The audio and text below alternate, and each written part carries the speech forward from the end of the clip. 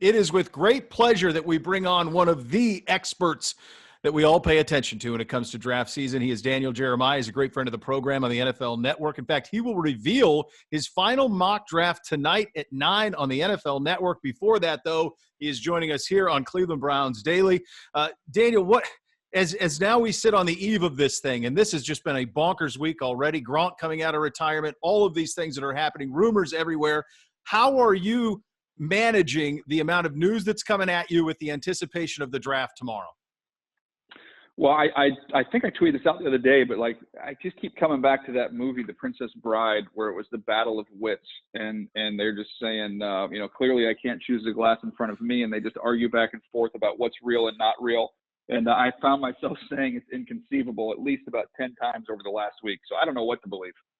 Is it just a follow up to that too? Is that harder this year than before in that the league hasn't been together since the combine? I mean, typically there would be pro days and stuff where there'd be a little bit of mingling. Is it harder to decide what's true and what's not now, or is this pretty typical? Well, here's the great secret that a lot of people have figured out this year is that coaches love to talk. And so when you go to pro days, coaching, it's a tight fraternity. These guys are very close. And what happens is you get two things. You get all the offensive line coaches get together. There becomes a group think on who the top tackles are and what order. So you end up getting a good sense of kind of how these guys are going to come off the board because that ends up getting out. And you also have them knowing what their teams are going to do, and they don't guard the information quite as well as the personnel guys do. So unfortunately, the great asset to people like me during this time of year is the coaching staff. So they don't know anything this year.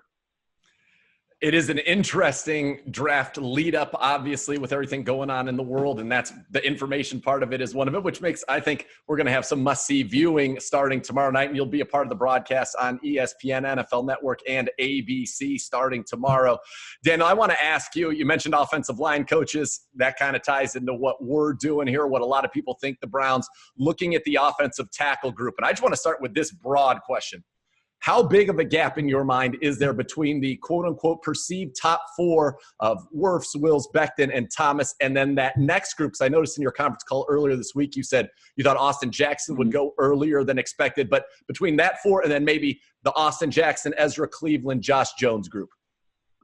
Yeah, I think the difference is those first four guys I think are ready to play right now. I think you trot them out there, they're going to be week one starters. And, Austin Jackson, depending on where he goes, and Ezra Cleveland, they could end up being starters week one. But I think you're going to see a little bit tougher transition with those guys. They're both ultra athletic. They both just need more play strength. It's not a weight room number. I know people will look at Austin Jackson and tell me how many times he put up 225, but it's just a functional play strength. So he's a 20-year-old kid. I think he's going to need a little bit of time, but you've got both those guys are left tackles. So there's a premium. Even if you had to wait a little bit for them to be ready to play at a high level, you got a chance to have a pure left tackle for the next decade plus. That's why a guy like Austin Jackson, who, might grade out as the 25th or, 25th to 30th player in this draft, I think there's a chance he could end up going in the top 15 because of what you get long-term with him. So let me ask you to put your GM hat on. If you're the Browns, which scenario would you like better? Staying at 10, picking one of those quote-unquote top four tackles, or maybe moving back, acquiring some assets and getting a Jackson or Cleveland and knowing you could pair them with, say, a Jason Peters on a one-year deal in free agency? Yeah. I mean, I think that's an interesting question. To me, I want the talent, and at that position, when I'm trying to protect Baker Mayfield to see what we have with him going forward. I want the best option at tackle that I can possibly get. And that to me would involve sticking and picking if one of those guys were there. Now I have a little bit of a gap between my third tackle and then my fourth, who's Andrew Thomas. Some teams like Andrew Thomas is the top tackle in the draft. So depending on how they view that gap there, I think will guide their decision on what they do with that pick. Daniel Jeremiah is our guest, of course, with the NFL Network. He will see his final mock draft tonight at 9 on the NFL Network. Let's talk about the big three then in yours, with the three at the top. If the Browns, you have to feel like a couple of these guys are going to be gone. Do you feel that the third one in that group, whoever that is, in whatever order that would be. And what's crazy about these guys is the incredible variation of where people have them ranked.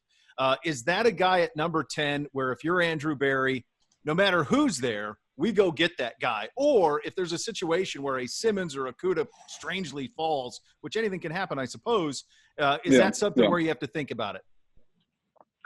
Well, I think Simmons would be the one that I would have a tough time passing on him. Same. Yeah, he's just so gifted. And look in the division, when you look at Baltimore and what you've got to deal with, he's made to play against Lamar Jackson. So that one for me, I might go away from the need there and just go ahead and take the best player. And I think, that makes a lot of sense. I want to throw a wrinkle at you too, because this receiver draft class we've heard so much about. Is this something, are they going to go later than they would be on, per se, a big board? What's kind of the sweet spot? And I don't know if the Browns would take one at 10. I think that would be obviously a big shock. But maybe at 41, they could be looking there, or certainly at 74 in the third round. Who are some of the receivers you like maybe in that second, third round area? And is that, in your opinion, a sweet spot for this receiver class? Yeah, it's really been a sweet spot for the last handful of years. When you look at the guys that have been picked, last year's a great example with the Deebo Samuels, the DK Metcalfs, the Terry McLaurins, all those guys having a big time impact as day 2 picks. Guys this year that I like in that range, talk about Michael Pittman from USC, who's fantastic after the catch. You can also go up and get it and play above the rim. You want a pure speed player, you get a guy like KJ Hamler or Jalen Reagor from TCU. Those guys, to me, are truly second-round type players. You could see one of them sneak into one. But then you get into the third round. I think you're going to see Van Jefferson from Florida be somebody that people target there early 3, just because he's such a phenomenal route runner. His dad being Sean Jefferson, longtime NFL player, NFL receiver coach. He's just polished, and he's ready to go right now. And unfortunately, he wasn't able to work out at the combine due to an injury. But he'll be ready to go for training camp. And he's somebody that, to me, is Cooper Kupp. You'll see him come in and catch a bunch of balls next year. Daniel Jeremiah, our guest, NFL Network draft expert, of course, one of the best in the business on this. There seems to be the idea of number 10 being another fulcrum for trades. At the early part, 2, 3, 4, if somebody's going to get a quarterback, you can do that then. Where Andrew Berry sits at number 10, and we're viewing this from orange and brown colored glasses, obviously, Daniel, but the idea that you could get somebody who desperately wants a tackle at 10, and you could get the second or maybe first receiver if a team wants to come up and get that. Mm-hmm. From our vantage point, it appears that the Browns are in pretty good shape and able to maximize the value at 10. Do you see it that way as well? Yeah, I think really the interesting thing will be what happens with Jacksonville, because really teams look at Cleveland and the Jets as the 2 tackle teams. So if you're Jacksonville and Jacksonville seems willing to move in either direction, either to move up or to move back, that could be the trade spot that could limit a little bit of the value of the Cleveland pick. So if somebody wants to come up and get a tackle, that could be the spot. If somebody wants to come up and get a receiver, that could also be the spot. So, I think if somebody came up for the tackle, you wouldn't see as much value with the Browns pick. If somebody came up for the receiver, now you could get teams a little bit jumpy. If you're at Denver at 15, you might miss that run on those top 3 guys. So that might be an opportunity for the Browns to slide back if that were to happen. Talking with Daniel Jeremiah. Not only can you get his latest mock tonight at 9 o'clock on NFL Network, starting at 8 tomorrow, you'll see him on the ESPN, NFL Network, ABC, joint coverage of the 2020 NFL Draft. All right, safety, I think that's another position that the Browns are going to be looking at. They made some nice moves in free agency with Andrew Sendejo and Carl Joseph, but that second round, even into the third, seems like there are some good safety options there. I'll throw a couple names at you. Grant Delpit, Jeremy Chin would be 2 that immediately jump to mind. And can you tell us what we're missing? Because Beau and I both love Grant Delpit. I know his 2018 tape was great. Yeah. And we're just wondering why he's not going much earlier, and that's even maybe possible he could be there at 41. Yeah, I mean, we're really with Delpit, you just look at 2 different years. In 2018, he was phenomenal. And then this last year, he had to battle some injuries. Yeah, he had to battle some injuries, and because of that, you just saw him miss a bunch of tackles. So that's the reason why you saw him drop off.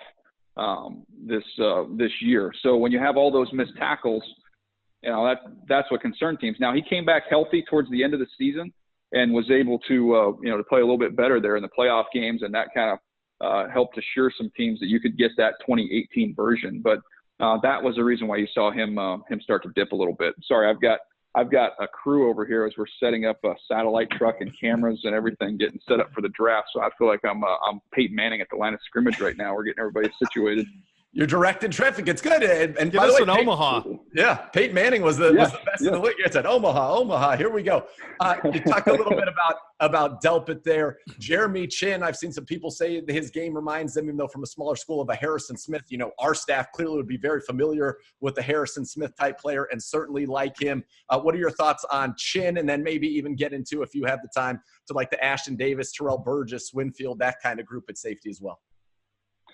Yeah, I mean, I think Winfield could end up going early second round, and that wouldn't surprise me at all. Ashton Davis, if he had been healthy, I think would be a 2. I think you're more likely to see him be a 3.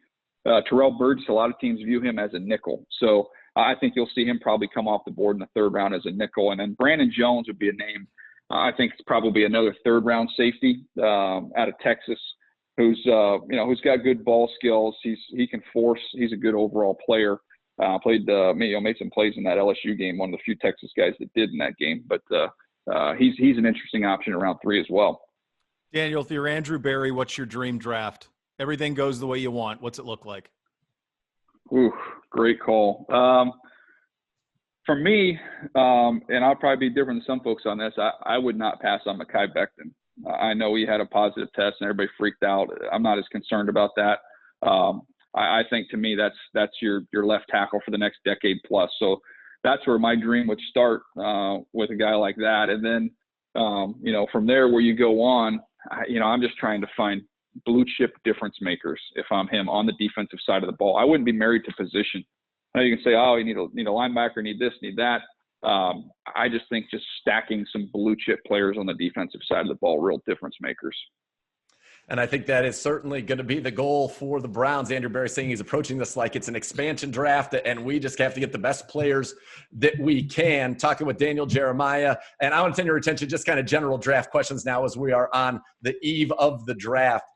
Are we to believe that Tua is really falling? Is that something that you think is actually going to happen when we get there and teams are on the clock? Because it seems all of a sudden he's the 3rd quarterback in this draft, which is, I don't think, something any of us expected going into it. Yeah, I mean, I don't know quite what to believe. I don't think he gets by the Chargers at 6, but if he does get by the Chargers at 6, I don't know where the home is for him. Is that an opportunity for New England maybe to trade up from 23 to try and get him? I mean, maybe that's what happens, but I don't think the Raiders will take him with their 2 picks. I don't necessarily think Jacksonville would take him. So if he gets by 6, then it's going to get pretty wild. It's been a wild week. I mean, Gronk to Tampa Bay. I mean, all of these things. I think we're set up for an absolutely bonkers next 24 hours. I don't even know how a guy like you prepares for it, sir. Well, you be ready to be nimble, right? Be ready to adjust and be nimble, and we'll react. And pray to the good Lord that the Wi-Fi holds out. Well, that's the other thing. I have a feeling yours will. I have a feeling you're properly prepared. He's Daniel Jeremiah. He's one of the best. He's a great friend of the program. We appreciate you a great deal. Your final mock draft tonight at 9 on the NFL Network, and then tomorrow across ESPN, NFL Network, ABC on the draft coverage starting at 8. Daniel Jeremiah, thank you so much, pal. I appreciate you guys. Take care.